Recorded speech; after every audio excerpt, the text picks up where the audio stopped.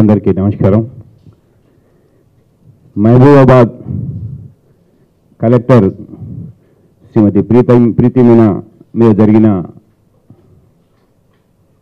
అమానుషమైన చర్యను తెలుగుదేశం పార్టీ పరంగా తీవ్రంగా ఖండిస్తూ, ప్రధానంగా ముఖ్యమంత్రి గారు చాలా స్పీడ్గా రియాక్ట్ అయ్యిండు, చర్యలు తీసుకునే ప్రయత్నం చేసిండు, ఎమ్మెల్యేతోటి క్షమాపణ చెప్పించే ప్రయత్నం చేసిండని చెప్పి నేను సాయంత్రం నుంచి మీడియాలో పదే పదే ఎంచుకునే ప్రయత్నం చేస్తాను. వాస్తవంగా నిన్న ఉదయం ఈ సంఘటన జరిగిన తర్వాత మీటింగ్ అయిపోగానే పక్కనే కలెక్టర్ ఆఫీస్ ఉండేతుంటే ఈ ఇన్సిడెంట్ అంతా కూడా కలెక్టర్ గారు అక్కడనే తీవ్రంగా మందలించిన తర్వాత మీడియాలో కానీ అన్నిట్లో వస్తున్న సందర్భంలో పట రెవెన్యూ అధికారులందరూ కూడా కలెక్టర్ ఆఫీస్కి వచ్చి కలెక్టరేట్లో మీటింగ్ పెట్టుకొని ఈ ఎమ్మెల్యే గారి యొక్క పద్ధతి ఏ విధంగా ఉంది, ఈ ఒక్క ఇన్సిడెంటే కాదు తన వ్యవహార శైలి ఏ విధంగా ఉంది అనేది చర్చించుకొని, ఎందుకంటే ఇక్కడ ముఖ్యంగా ప్రధానంగా ముఖ్యమంత్రి గారు రెస్పాండ్ అయ్యి చర్యలు తీసుకున్నాడని తన ఇమేజ్ని పెంచుకునే ప్రయత్నం చేస్తాడు. ఎమ్మెల్యే చేసిండు, దాన్ని పెంచుకునే ప్రయత్నం చేస్తాడు.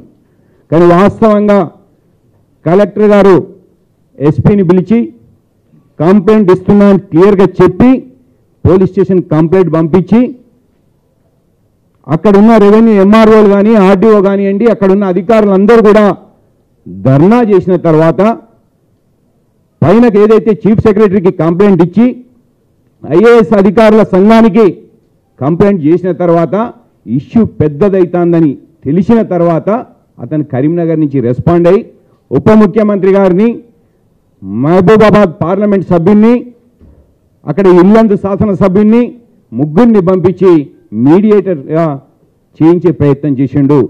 అక్కడ కూడా కలెక్టర్ గారు ఇది ఒకటేసారి ఇది ఎందుకంటే ఇక్కడ ప్రధానమైన విషయం ఏంటంటే ఇది బహిరంగ ప్రదేశం లోపల విజబుల్గా జరిగింది ఇది. కానీ వాళ్ళు ఏదైతే ఇవాళ తెలంగాణ రాష్ట్ర సమితి ప్రజాప్రతినిధులుగా ఉన్న వాళ్ళు మంత్రులు కావచ్చు, ఎమ్మెల్యేలు కావచ్చు, వాళ్ళ ప్రజాప్రతినిధులు అందరూ కూడా అధికారులు ఫోన్లలో కానివ్వండి, 4 గోడల మధ్యన మాట్లాడుతున్నప్పుడు కానివ్వండి, వాళ్ళు వాడుతున్న భాష ఏదైతున్నదో ఇవాళ తెలంగాణ సమాజం కలవంచుకునే పరిస్థితి ఉన్నది. ఇవన్నీ కూడా ఎక్కడికక్కడ కంప్లైంట్లు లేవు. ఇంతకుముందు ఏదైతే పెద్దపల్లి కావచ్చు, కరీంనగర్ కావచ్చు, జనగాం కావచ్చు, ఇవన్నీ కూడా ఈ కలెక్టర్ల మీదనే జరిగిన ఈ విషయాలు ఏవైతే ఉన్నాయో ఇవన్నీ చూసినప్పుడు వాళ్ళు కంప్లైంట్ ఇవ్వలే కాబట్టి అవన్నీ కూడా ఏడికాడికి కొంతవరకు చర్చకు వచ్చి ఆగిపోయినాయి. కానీ ఇవాళ ఇక్కడ కలెక్టర్ గారు పిటిషన్ ఇచ్చిండ్రు.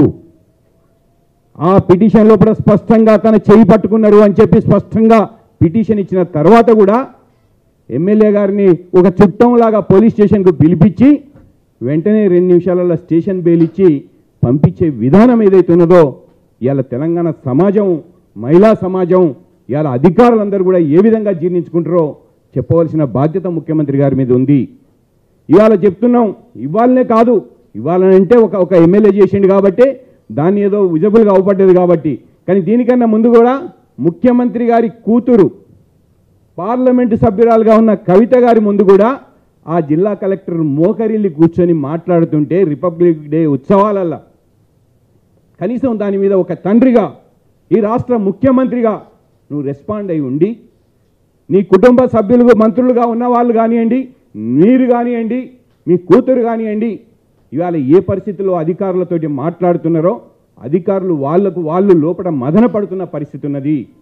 ఇలా భౌతిక ఏదైతే ఈ విషయం బహిరంగంగా అవపడ్డది కాబట్టి 6 నెలల నుంచి ఓపిక పట్టిన తర్వాత కలెక్టర్ గారు కంప్లైంట్ ఇచ్చిందని పత్రికలలో వారు చెప్పిన వర్షన్గా వస్తున్నది.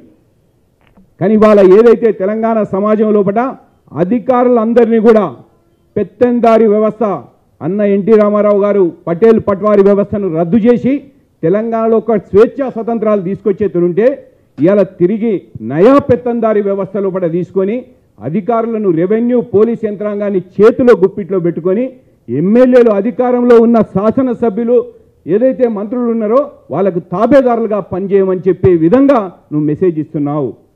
ఇది కరెక్ట్ కాదు. ఇది ప్రజాస్వామ్యంలో ఉన్న తెలంగాణ, కొట్లాడుకొని తెచ్చుకున్న తెలంగాణ, ఇక్కడ ఏదో మీరు ఏదో రకంగా చేసి నీ ఫ్యూడల్ మెంటాలిటీని తీసుకొచ్చి ఇవాళ తెలంగాణ సమాజం లోపల అణిచివేద్దామనే ప్రయత్నం చేస్తున్నావో అది కరెక్ట్ కాదు. ఏదైతే కలెక్టర్ల మీద జరుగుతూనే దాడిని ప్రభుత్వం ఈ విధంగా చర్యలు తీసుకుంటే కామన్ మెన్ పరిస్థితి, కామన్ ఉమెన్ పరిస్థితి ఏ విధంగా ఉంటుందో తెలంగాణ సమాజం ఆలోచిస్తున్నది.